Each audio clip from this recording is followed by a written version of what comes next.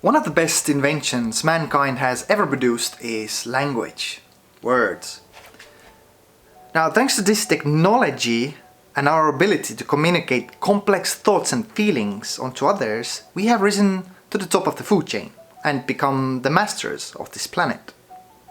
By writing the words down, we humans can take a look through time, our history, and learn. We can take great ideas and build upon them. By using simple words like danger, there, we have survived the savannah.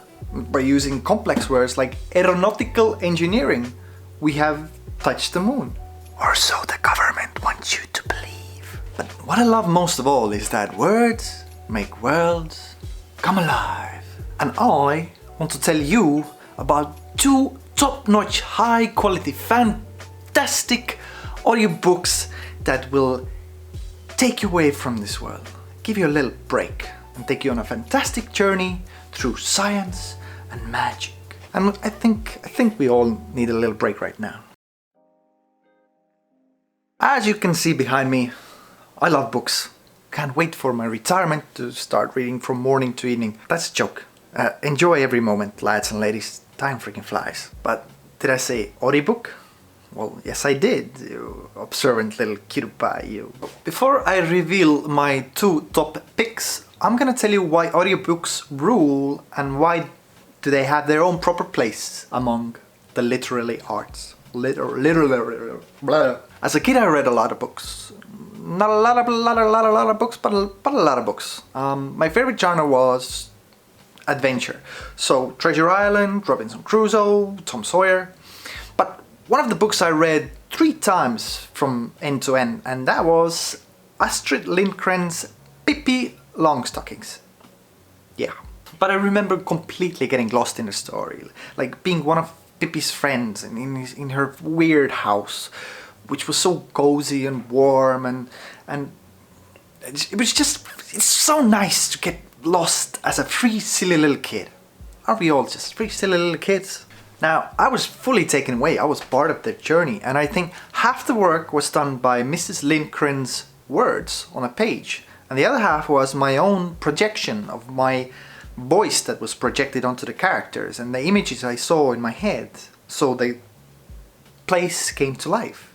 And that's what words do, they're like magic. Now, why would I trade something so profound in and listen to somebody else's voice to tell a story and give the characters their personality? Now, that's what I thought for a long time as well. Back when I was young, during the cassette, CD player, Walkman era, I didn't even think about audiobooks. Now that Audible has come along, it has made everything so convenient. And so I tried it, and I was pleasantly surprised. It was so convenient, it's so efficient, and I am slow reader. The Alchemist, the Audible page, it says it takes around 4 hours. It took me about a week. I like to savor it, but you know, it's an afternoon read. But now I could listen to big books like twice a month, and I've listened to so many books since then. And you get these wonderful professional voice actors and sometimes even authors reading the books. I mean, how authentic can you get? Anyway, I love it. Now let me tell you what I have in store for you. As my channel's main philosophy and life philosophy is about balance, I will give you 2 stories. One takes place in the future, the other takes place in the past. Ooh. Another pillar of my temple is experiencing new things and spreading out.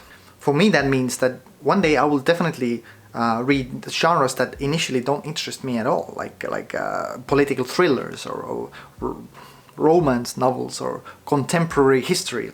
What even is that? Anyway, I urge you to do the same and expand your horizons. So what I'm offering you is one book in science fiction and the other in fantasy. No, please don't run off yet. Just hear me out, por favor. I do understand that books and tastes are very personal, and people, they kind of tend to lock up if they've been offered something out of their genre of interest.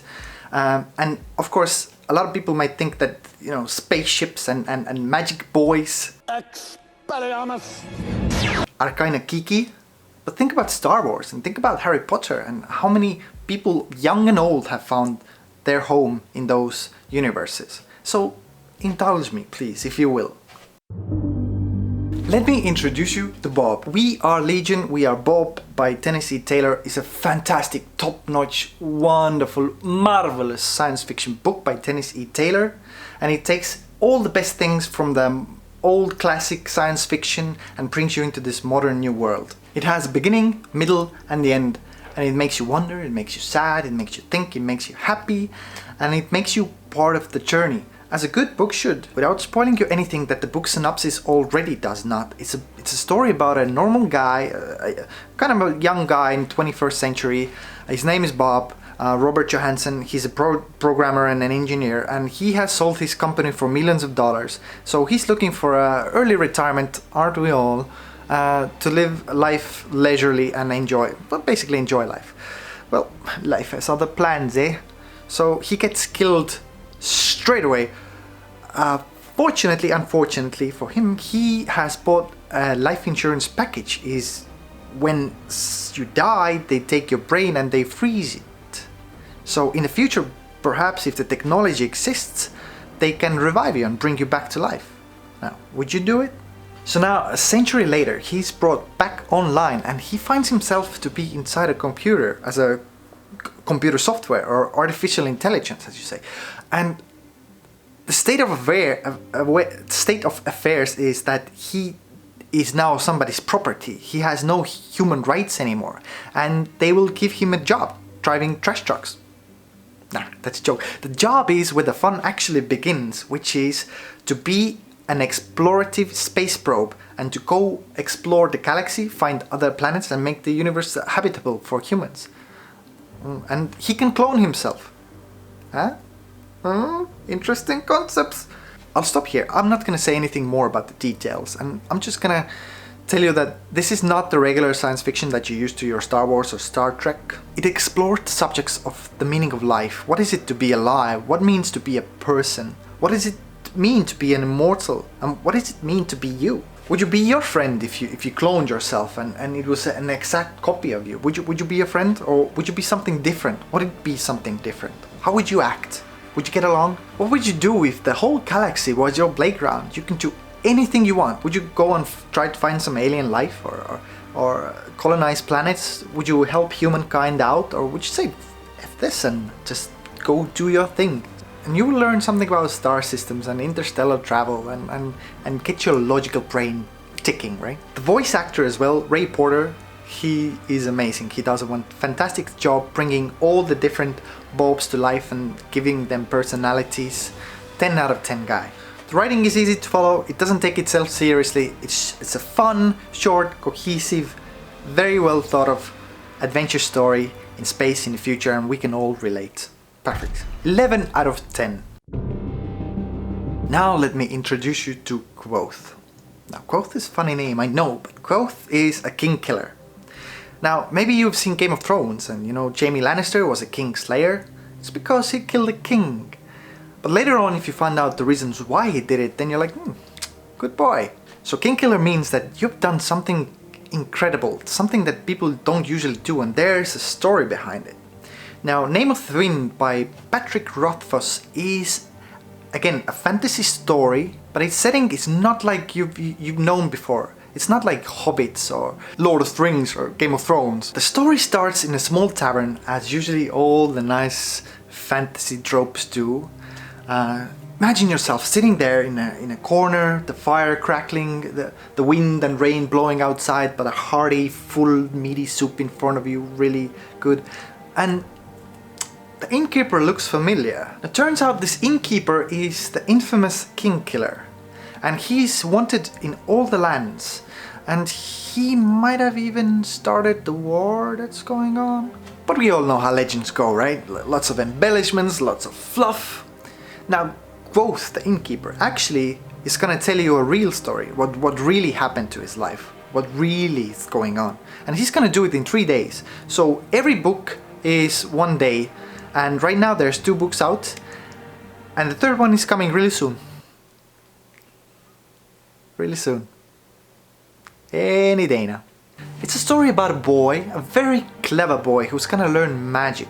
And not like a Harry Potter-esque kind of way, Expecto Patronum! but really grounded, scientific, Oxford University type of way. He always manages to get himself into trouble, into these nerve-wracking situations, but he always finds a way out because he's thinking fast and with this clever wit, and these situations make this story just bubble up and come alive and touch something inside you. So you will be following this cool guy in his search for power to accomplish something impossible. And throughout you will also learn about what power is, what is desire, what is self-mastery. But what I love most about the book is the language, the way it's written. The words just flow, like every sentence is so finely crafted with lots of love and really thought out logically. And that makes this book just an art, like a masterfully painted painting of art and words. It flows, it's like a poem. It's so nice. And I have to tell you about the narrator. There are two narrators, Nick Bodell and Rupert Degas. And I went with Nick Bodell because I did a lot of research, and also the fact that in Europe, in Audible, you only find Nick Bodell's work. Rupert Degas is sold in United States for some reason. But if you still have to like wonder which is better, Rupert Degas is an older gentleman. He has like this gruff voice, which a lot of people like. But both the character inside the book is a young fella. So the young Nick Bodell voice, it fits better.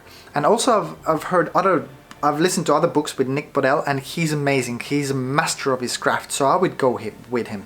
The final thing I have to say is I have to warn you, as with fantasy books in general, it really takes just a little bit of time for the story to get going. Like in Game of Thrones, I had to watch a season and a half to really get to know what the heck is going on, who's who, what's what, and the story, and then it locks you in and hooks you in and doesn't let go. And the same with this book.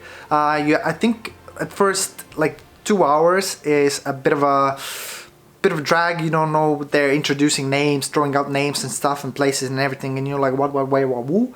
But if you manage to hold on for 2 hours and the story really kicks off, you're in a ride for your life. Great book, 21 out of 10. Alright, all these books you find on Audible, and obviously Audible doesn't sponsor me, not yet.